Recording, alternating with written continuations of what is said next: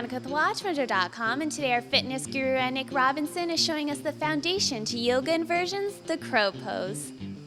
So today we're going to learn the art of mastering some basic yoga inversions. The basic inversion we're going to learn is crow. I'm going to teach Veronica how to move from frog into crow and back out again. And the reason we like to do inversions like crow is that each one of these inversions, as you move from one to the next, will allow you to work different parts of your body, open, strengthen, align, and work on some emotional needs you may have, and of course, bring you back to a place of deep connection. All right, so now I'm gonna show Veronica how to do crow. Now the crow is a really important basic posture.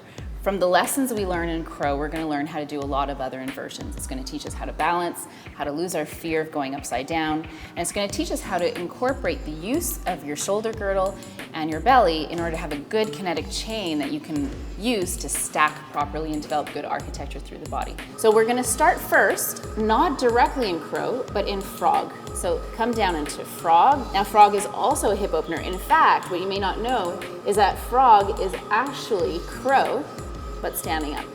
So you're gonna let your hips drop, and I want you to press the outside of your arm powerfully into your inside of your thigh. And I want you to open your shoulder and drop your shoulder blades down into your back and energize through the crown of your head.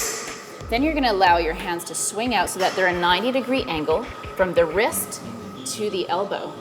And you're gonna place your fingers open, energized on the floor. And now you're gonna slowly allow yourself to come forward. And I want you to put your head on the block.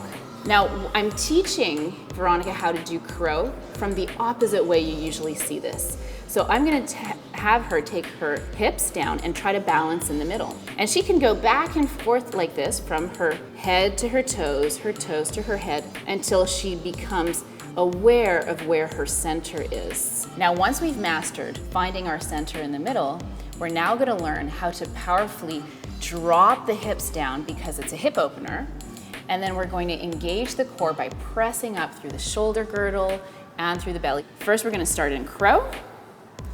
Good, proper alignment, hands on the ground. Good, I'm gonna ask Veronica to come forward and balance for just a moment in her crow and allow her hips to sink down.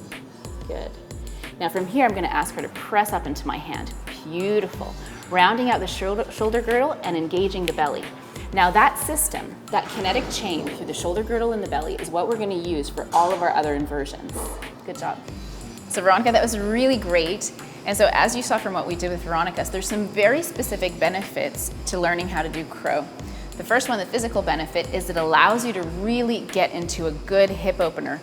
Most North Americans have extremely tight hips. If you've ever done even a single yoga class and you're usually a runner or you work out in a gym, you probably need to be doing frog every day to get back into that natural posture, position, and openness of the body that tribal cultures should develop. We are, after all, primates. Now, the second benefit is that, of course, if you're moving in and out of an inversion, you're learning to fight your own sense of fear of falling. When you fight your fear, you learn to trust yourself.